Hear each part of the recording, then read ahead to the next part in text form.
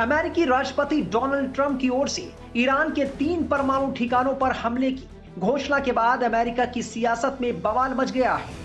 एक ओर ट्रंप के समर्थन वाले रिपब्लिकन नेता खामोश हैं या थोड़ा थोड़ा समर्थन जता रहे हैं, वहीं डेमोक्रेटिक पार्टी के अंदर इस फैसले को लेकर गंभीर मतभेद उभर आए हैं। खासकर प्रोग्रेसिव धड़ा इस कार्रवाई को बिना मंजूरी जंग की घोषणा मानते हुए कड़ी आपत्ति जता रहा है। इसमें कई नेताओं ने तो अमेरिकी राष्ट्रपति पर ईरान इजराइल संघर्ष में बिना वजह कूदने का आरोप लगाया।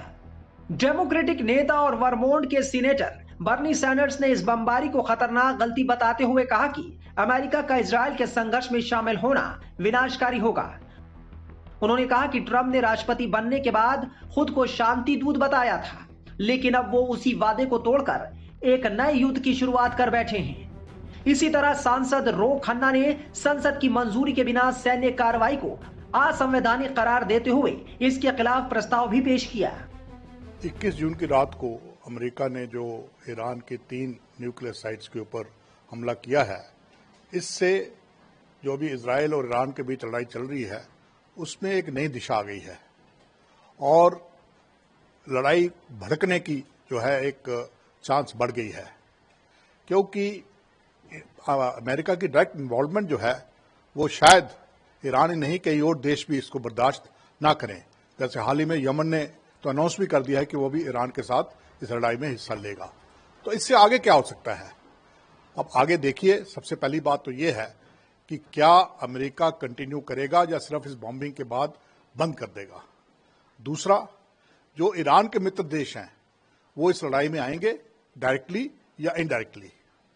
तीसरा, ये लड़ाई और कितना लंबी देर तक चलती है। चौथा, अमेरिका के जो ठिकाने हैं, मिलिट्री ठिकाने हैं मिडल ईस्ट और यूरोप में, उनके ऊपर इसका क्या असर पड़ेगा।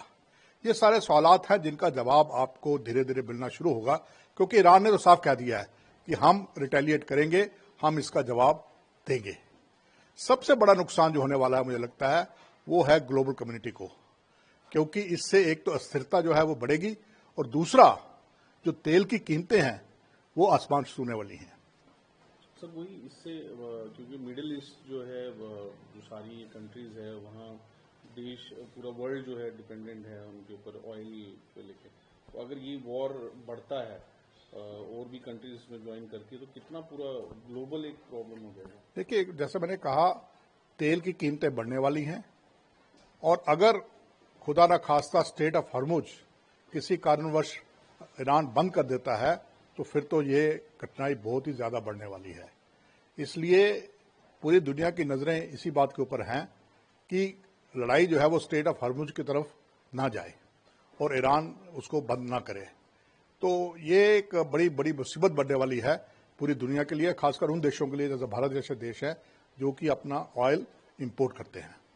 सर वहीं ट्रंप ने जो बोला है, एक तरह तो उन्होंने कहा है कि अब पीस होना चाहिए, लेकिन दूसरी तरफ उन्होंने कहा है कि और भी टारगेट्स है जिसको यूएस टारगेट कर सकता है। अभी तो हमने 3 ही दिए।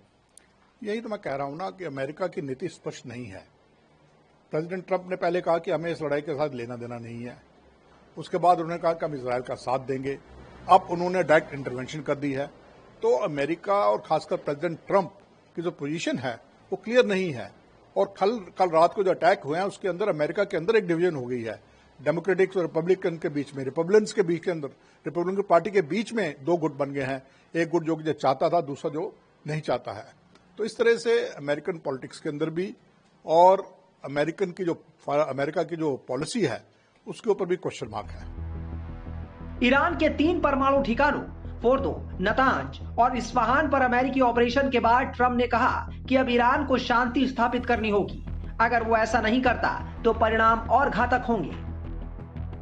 A short time ago, the U.S. military carried out कुछ वक्त पहले अमेरिकी सेना ने ईरान की 3 प्रमुख परमाणु सुविधाओं फोर्डो, नतांज और इस्फहान पर बड़े पैमाने पर सटीक हमले किए। Isfahan. Everybody heard those names for years as they built.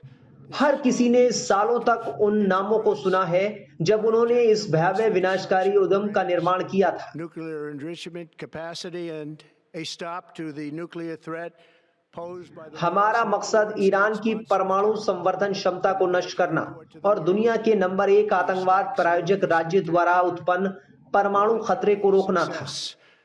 Iran's key nuclear enrichment facilities have been completely and totally obliterated. आज रात मैं दुनिया को ये बता सकता हूं कि ये हमले एक शानदार सैन्य सफलता थी। ईरान की प्रमुख परमाणु संवर्धन सुविधाएं पूर्णतः नष्ट कर दी गई हैं। Congratulate Prime Minister Bibi Netanyahu. We worked as a team like perhaps no team has ever worked before. मध्य पूर्व के दबंग ईरान को अब शांति स्थापित करनी होगी। अगर वो ऐसा नहीं करते हैं तो भविष्य में हमले कहीं ज्यादा बड़े और बहुत आसान हो जाएंगे। The great American patriots who flew those magnificent machines tonight, and all of the United States military on an operation the likes of which the world has not seen in many, many decades. वहीं Iran के सर्वोच्च नेता Ayatollah Ali Khamenei ने America को कड़ी चेतावनी भरा बयान दिया। उन्होंने कहा कि अमेरिका को अब पहले से भी ज्यादा नुकसान और हमलों के लिए तैयार रहना होगा।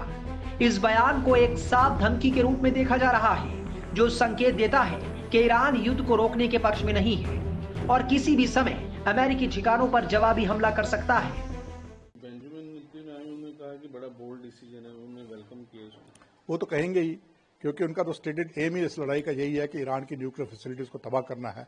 तो उनकी तरफ से तो ये कहा जाए, जो शाबाश दी गई है अमेरिका को, वो दुरुस्त है। लेकिन ईरान ने जो कहा है वो भी चौंकाने वाली बात है। ईरान ने कहा है कि हमने वहां से पहले ही अपने जो वहां पे न्यूक्लियर हमारी एसेट्स थी हमने वहां से हटा ली थी, इसलिए वहां कोई नुकसान नहीं हुआ है। तो फिर फायदा क्या हुआ इस स्ट्राइक का? सर, वही यूएन सेक्रेटरी जनरल भी काफी चिंतित है। उन्होंने कहा है कि डी एस्केलेशन होना चाहिए। ये काफी डेंजरस हुआ जो भी यूएस ने किया। UN has become an ineffective body. एक बिल्कुल ही यूनाइटेड जो संयुक्त राष्ट्र है वो एक इनइफेक्टिव बॉडी बन चुकी है। अमेरिका संयुक्त राष्ट्र की सुनता नहीं है। अमेरिका अपनी मर्जी चलाता है और जब अमेरिका कुछ करता है तो संयुक्त राष्ट्र भी चुप हो जाता है। तो इसलिए इनके बयानात पर ज्यादा ध्यान नहीं देना चाहिए। इंडिया को कितना असर हुआ है इस सारे? देखिए, इंडिया चाहता है कि ये लड़ाई दोनों देश मिलकर सुलझाएं और जल्द से जल्द इस पर जो खत्म होनी चाहिए। इंडिया नहीं चाहता कि किसी के दबाव में आकर लड़ाई खत्म की जाए। तो इसलिए भारत का जो मौकिफ है, भारत का जो स्टांस है, बिल्कुल साफ है। भारत उसको भी दृढ़ है।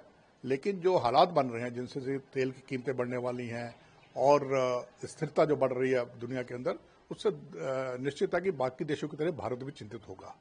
तो क्या लगता है कि एस्केलेशन होगा? क्योंकि इसमें हो सकता है कि अगर एस्केलेशन हो तो चाइना और बाकी उनको भी पढ़ना पड़ेगा। इसमें बड़ी कंट्रीज को भी वर्ल्ड वॉर की तरफ जा रहा है। जैसे मैंने कहा कि वर्ल्ड वॉर की तरफ तो नहीं, लेकिन एस्केलेशन है। और जो ईरान के साथी हैं, जैसे उनका नाम लिया आपने, चीन, नॉर्थ कोरिया, रशिया, अगर ये देश क्या लड़ाई में डायरेक्ट शामिल होंगे, ये सवाल अभी इतना जल्दी आप जवाब नहीं दे सकते, क्योंकि उनके भी अपने इंटरेस्ट हैं। लेकिन लड़ाई बढ़ रही है, इसका दायरा बढ़ रहा है और अगर डायरेक्ट नहीं तो इनडायरेक्ट सपोर्ट जो है ईरान के लिए काफी बढ़ेगी। ईरान का कहना है कि उसकी न्यूक्लियर साइट्स को कोई नुकसान नहीं हुआ है और वो पूरी तरह सुरक्षित हैं। ईरान ने रेडिएशन लीक के खतरे से भी इंकार किया। अमेरिकी हमले के बाद ईरान ने इजराइल पर मिसाइल हमले फिर तेज कर दिए हैं। ईरान ने एक साथ इजराइल के 10 शहरों पर मिसाइलें दागी, जिसमें कई लोगों के घायल होने की खबर है।